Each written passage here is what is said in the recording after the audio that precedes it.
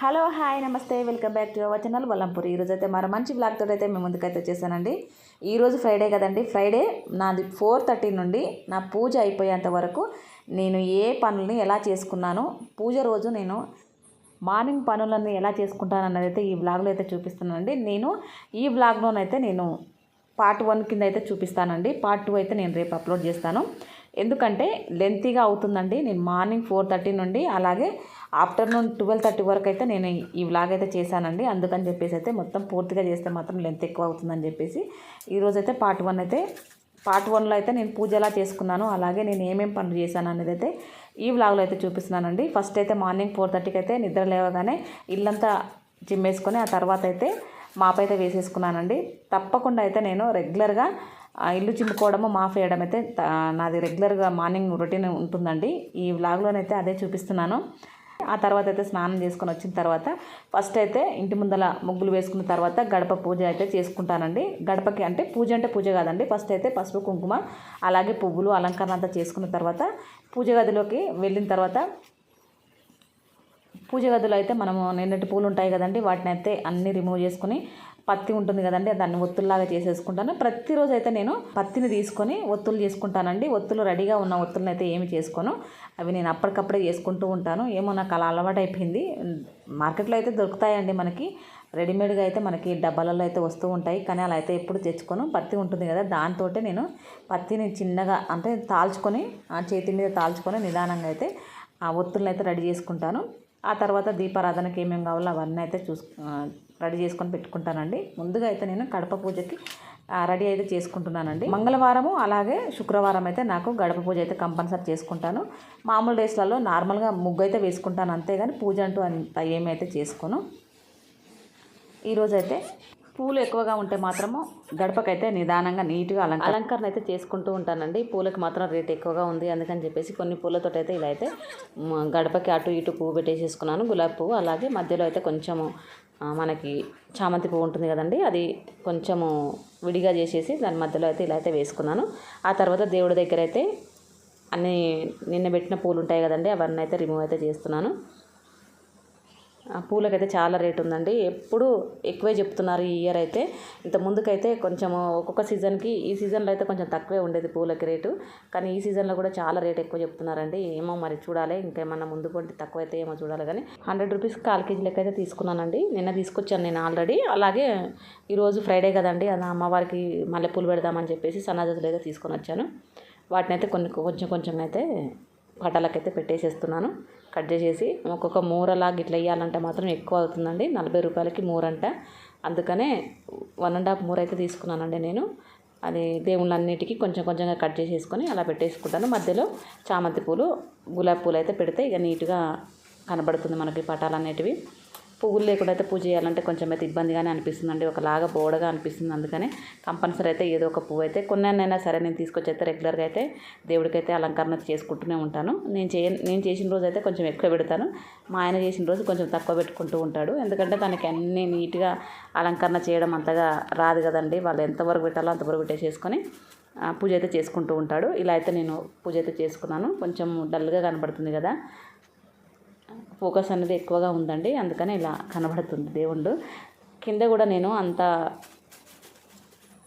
Paper అంతా వేసుకోలేదండి, red colour cloth వేసుకుంటూ ఉంటాను, కానీ అది వెయ్యాలి. ఇంకా పటాలు ఉన్నాయండి, అవన్నీ కూడా సర్దుతాను.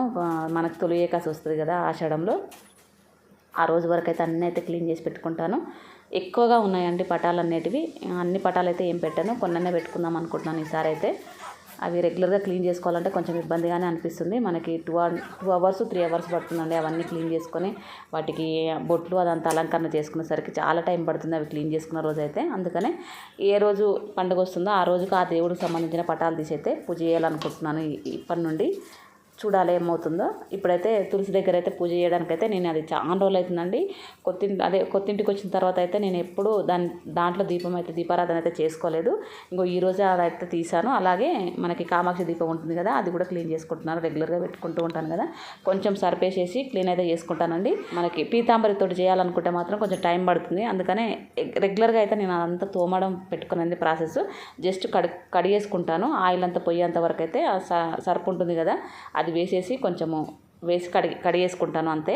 ఆయిల్ పోయేంత వరకు కడుక్కుంటాను. మరి తెల్లగా అయితే ఏమి తోమను. దానికి ఒక 15 డేస్కి ఒకసారి అయితే అలా క్లీన్ చేసుకుంటూ ఉంటాను. అమావాస్య అయిపోగానే నేను దేవుళ్ళనంతా క్లీన్ చేసుకొని మళ్ళీ మన ప్లేట్లు, అలాగే కామాక్షి దీపము, ఇంకా దీపపు కుందులు ఉంటాయి కదా, అవన్నీ అయితే క్లీన్ చేసుకుంటూ ఉంటానండి రెగ్యులర్గా అయితే. ఈరోజైతే నేను తులసి దగ్గరికి అయితే ఇలా చిన్న కుందు ఉంటుందండి, అదైతే పెట్టేసుకుంటాను.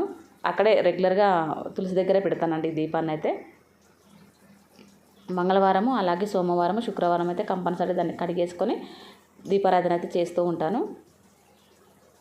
ఇలా చిన్నగా ఆ ప్లేట్లు కిందంగా అయితే కంపల్సరీ అయితే ఏ దీపం పెట్టినా కానీ మనకి కిందంగా బేస్ అనేది కంపల్సరీ వేసుకోవాలండి. కిందంగా మనం ఏదన్నా ఒకటే కుందీలో పెట్టేసి అయితే దీపం అయితే పెట్టద్దు. దానికి కిందంగా ఇంకో చిన్న కుంది అయినా పెట్టేసుకొని మనం పెట్టుకోవాలి. లేదంటే దీపారాధన చేసుకునేటప్పుడు ఒక చిన్న ప్లేట్ అయినా సరే పెట్టుకొని మనం దీపారాధన చేసుకుంటేనే మంచిదండి. ఆసనం వేసి చేస్తేనే ఆ దీపం పెట్టిన దానికి మనము మర్యాద ఇచ్చినట్టుగా భావిస్తారంటండి. అందుకనే దీపాన్ని ఎప్పుడే కానీ నేల కింద అయితే పెట్టకండి. దానికి కూడా మనం గౌరవం ఇస్తున్నట్టుగా అమ్మవారికి పెడుతున్న దీపం కూడా అంతే ప్రత్యేకత కదండి. అందుకనే కిందంగా అయితే ఏదన్నా వేసేసి దీపారాధన అయితే చేయండి.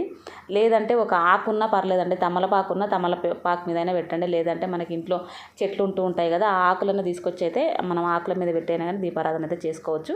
కానీ ఒకటే దీపాన్ని పెట్టి కింద బూరికే దీపం ఒకటే పెట్టయితే మాత్రం దీపారాధన అయితే చేయకండి. ఒకవేళ ఇప్పటిదాకా చేస్తుంటే మాత్రం ఓకే, ఇప్పటి నుండి అయితే ఇలా అయితే చేసుకోండి. నాకు కూడా ఫస్ట్ అయితే తెలియదు, తర్వాత నేను తెలుసుకొని అప్పటి నుండి తెలిసినప్పటి నుంచి అయితే ఇప్పుడు 10 years నుంచి అయితే నేను ఇలానే చేసుకుంటాను దీపారాధన అయితే. ఇలా దీపపు కుందు కింద ఇంకో కుందు పెట్టానండి. ఎందుకంటే చిన్నగా ఉందండి కుందు, అది లోపలికి వెళ్ళిపోతుంది. అందుకని ఇంకో కుందు అయితే పెట్టనవసరం లేదు. ఎందుకంటే దీపం మీదనే దీపం పెడతాను కనుక. ఇప్పుడు తులసి దగ్గరికి అయితే రెడీ చేసుకుంటున్నాను. దేవుడి పటాలకైతే అలంకరణ అయితే చేసుకున్నాను. అలాగే దీపము కడిగి చేసుకున్నానండి, కామాక్షి దీపం అదంతా. ఇప్పుడైతే తులసి దగ్గర దీపారాధన చేసుకుంటాను. ఫస్ట్ అయితే దేవుడి దగ్గర దీపారాధన చేసుకుని ఆ తర్వాత తులసి దగ్గర తులసి పూజ చేసేసుకొని వచ్చి మళ్ళీ ఇంట్లో నేను దీపారాధన, అలాగే నైవేద్యము, ఆరతి అదంతా తెచ్చేసుకొని పూజనైతే కంప్లీట్ చేసుకుంటాను. ఫస్ట్ అయితే చేసుకునేదైతే నేను దీంట్లో దీపారాధన, ఆ తర్వాత గడప పూజ, తులసి పూజ, తర్వాత గడప పూజ, అలాగే మళ్ళీ దీపారాధన ఆరతి అంతా ఇచ్చేసుకొని ఏదన్నా శ్లోకం అయితే చెప్పుకుంటూ ఉంటానండి. ఈరోజు ఫ్రైడే కనుక మన లలిత సహస్రనామం వీలుంటే మాత్రం చదువుకుంటాను. టైం లేదంటే మాత్రం ఈవినింగ్ అయితే చదువుతాను. టైం ఉంటే మాత్రం చదువుతానండి. రెగ్యులర్గా అయితే ఎవ్రీ ఫ్రైడే అయితే నేను ఏమి చదవను. నాకు ఎప్పుడు ఏమన్నా పండుగలు వచ్చినా కానీ ఆ టైంలో అయితే చదువుతూ ఉంటాను. రెగ్యులర్గా అయితే ఏమి చదవను. ఇప్పుడైతే అవన్నీ రెడీ చేసుకొని పెట్టుకున్నానండి. ఆ తర్వాత తులసి పూజ కోసం అయితే తులసి దగ్గర అయితే పసుపు, కుంకుమ అంతా పూజ చేసుకొని తులసి కోట దగ్గర బొట్లయితే పెట్టుకుంటున్నానండి. తులసి కోటనైతే ఎవ్రీ ఫ్రైడే మాత్రం ఇలా పసుపుతో అయితే అలంకరణ అయితే చేసుకుంటూ ఉంటాను. వీలవుతే మంగళవారం కూడా చేస్తానండి. లేదంటే నేను ఫ్రైడే రోజు మాత్రం తప్పకుండా అయితే ఇలా పసుపుతో అయితే మొత్తము పసుపు అంతా పూజ చేసుకొని కుంకుమ బొట్లు, అలాగే గంధము, పసుపు, కుంకుమలతో అయితే అలంకరణ అయితే చేసుకుంటాను. కొంచెము నేను ఇంకా వేరే ముగ్గులు లాంటివి కూడా వేయాలండి. మొన్ననే తీసుకొచ్చుకొని పెట్టుకున్నాను కదా తులసమ్మని, ఆ ఇంటి నుంచి తీసుకొచ్చుకున్నానండి. ఇంకా నేను దానికి ఏమీ చేసుకోవాలి. ఇప్పుడైతే తులసి కోట దగ్గర అయితే కుబేర ముగ్గు లేదంటే అష్టదళ ముగ్గు ఏదైనా సరే వేసుకోండి. మీకు వచ్చింది వేరేది ఏదైనా వేసుకోండి. అవి వస్తే మాత్రం అవి వేసుకోండి. లేదంటే నార్మల్గా ముగ్గులు వేసుకుంటూ ఉంటాం కదా, చుక్కల ముగ్గులు, అవైనా వేసుకోండి. నేనైతే అలా ముగ్గు పెట్టేసుకొని పసుపు, కుంకుమ అక్కడ పెట్టేసుకున్న తర్వాత ఇంట్లో దీపారాధన చేసుకుంటున్నాను. ఫస్ట్ అయితే ఇలా రెడీ చేసి పెట్టుకుంటానండి. ఆ తర్వాత తులసి దగ్గర అయితే అలా రెడీ చేసేసుకొని ఇమీడియట్లీ దీపారాధన అయితే చేసేసుకుంటాను. తులసికాడ ఇంట్లో దీపారాధన అయిపోగానే తులసికాడ దీపారాధన చేసుకొని ఇక ఇంట్లోకి వచ్చినంటే నాకు ఇంకా తొందరగా అయిపోతుందండి పూజ అనేది. తులసికాడ పూజ చేసుకుంటే చాలా సంతోషం అనిపిస్తుందండి. మన హెల్త్కి కూడా మంచిది. తప్పకుండా అయితే తులసి పూజ అయితే చేసుకోండి. మీకు వీలున్నప్పుడల్లా చేసుకోండి. ఎవ్రీ డే కాకున్నా కానీ, కాకపోతే వీక్లీ వన్స్ అయినా లేకపోతే 2 weeksకి ఒకసారైనా ఇలా అయితే పూజ అయితే చేసుకుంటూ ఉండండి. దేవుడికైతే ఇలా తులసమ్మకైతే వాటర్ అయితే పోస్తున్నాను. సూర్య నమస్కారం చేసుకొని ఆ తర్వాత దీపారాధన చేసుకుంటాను. ఫస్ట్ అయితే వాటర్ పోస్తాను, ఆ తర్వాత దీపారాధన చేసుకుంటూ ఉంటానండి. తులసి పూజ చేయడం అంటే కూడా నాకు చాలా ఇష్టం అండి. తులసి మంత్రం చెప్పుకొని తులసి పూజ అయితే చేసుకుంటూ ఉంటాను రెగ్యులర్గా అయితే. మంగళవారం, శుక్రవారం అయితే తప్పకుండా తులసి పూజ చేసుకుంటాను. తులసి దగ్గర అయితే దీపారాధన అయితే చేసుకుంటున్నానండి.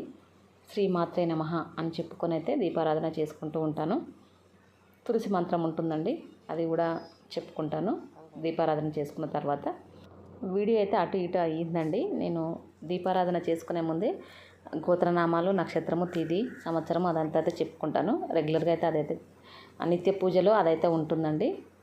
ఆ తర్వాత శ్రీమాత్రే నమః అని చెప్పుకొని దీపారాధన చేసుకుంటాను. అష్టలక్ష్మి స్తోత్రము లేదంటే చదువుకుంటానండి. వీలవుతే మాత్రం అవి చేసుకుంటాను, లేదంటే శ్రీమాత్రే నమః అర్జెంట్ ఉంటే మాత్రం 2-3 శ్లోకాలతోటే నేను పూజ అయితే కంప్లీట్ చేసుకుంటూ ఉంటాను. ఇలా దీపారాధన అయితే అయిపోయింది. ధూపం, దీపం, నైవేద్యం అన్నీ సమర్పించాను.